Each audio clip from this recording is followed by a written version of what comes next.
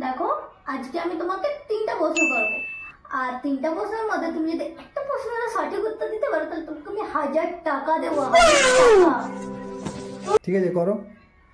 তাহলে শোনো আমার প্রথম নম্বর কোশ্চেন, ঠিক আছে? ধরো একটা ঘরের মধ্যে অনেক সুন্দরী মেয়ে আছে, তার মধ্যে আমিও আছি, তুমি কাকে চুজ করবে? তোমাকে। এটা কি?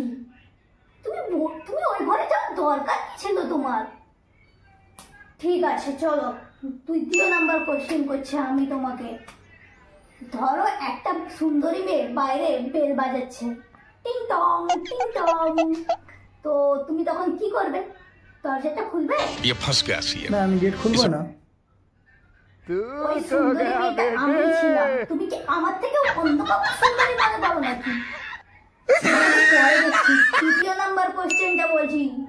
তোমার সাইডে একটা তোমার খুব ফেভারিট জিনিস আছে, আর এই সাইডে আমি আছি, তো তুমি কাকে চুজ করবে?